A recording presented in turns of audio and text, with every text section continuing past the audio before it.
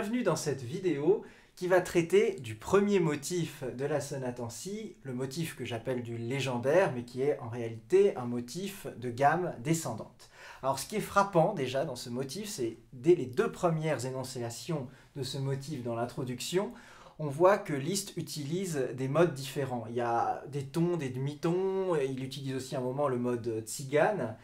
Donc en fait, c'est une gamme, mais qui passe sous toutes les coutures. Par exemple, au début,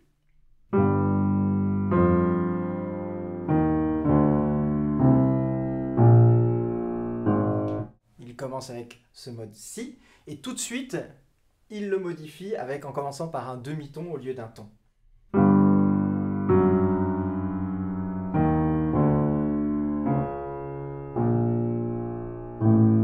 Ce qui crée bien sûr des secondes augmentées et l'aspect tzigane.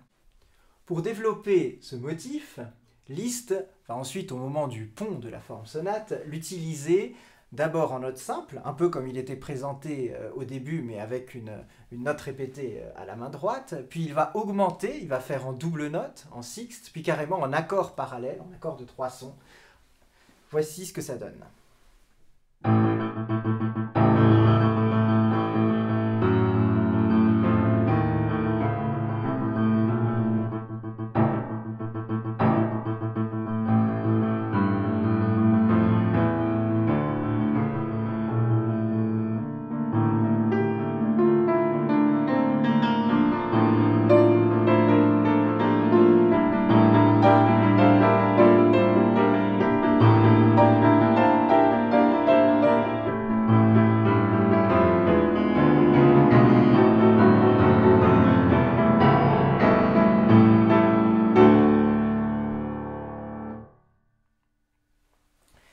Après cette première métamorphose du motif, nous avons une deuxième métamorphose.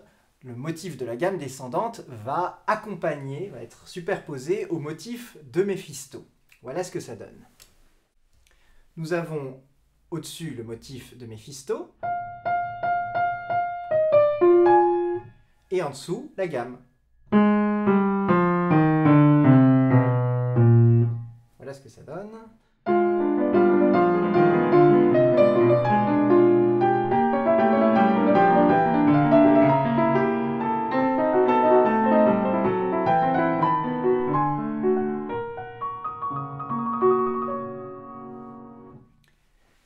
Une autre utilisation de ce motif est par mouvement contraire. Dans un mouvement où la musique s'enflamme, au lieu de faire une gamme descendante, en mélangeant chromatisme et diatonisme, Liszt va l'utiliser que sur les touches blanches, en majeur, en mouvement ascendant, puis après, carrément en double mouvement contraire, c'est-à-dire qu'il va y avoir la main droite qui fera la gamme ascendante, en même temps que la main gauche fera la gamme descendante. Voici ce que ça donne.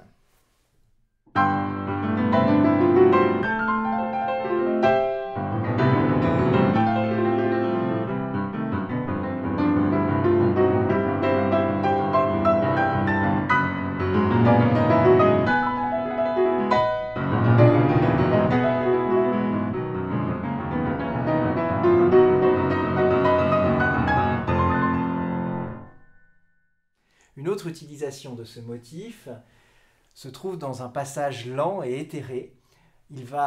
Liszt va harmoniser la gamme, et puis après l'avoir harmonisé chaque note de la gamme, il va la laisser seule dans l'aigu. Généralement, le motif était quand même dans le grave, et là, vous allez voir, ça donne quelque chose d'éthéré. C'est un passage que j'adore dans la sonate.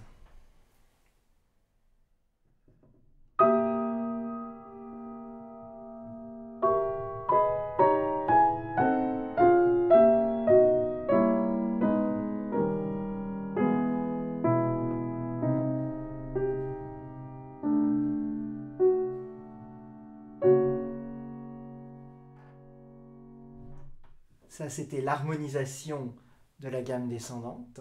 Et maintenant, la gamme pure, sans rien.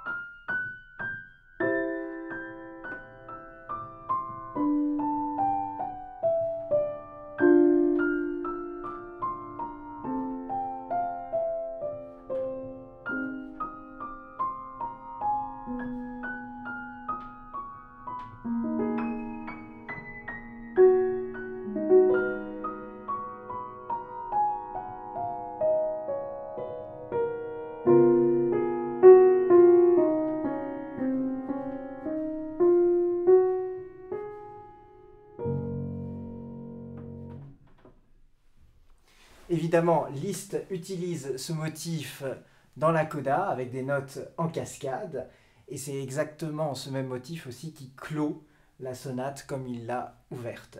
Voici un petit bout de le début de la coda avec ces fameuses cascades.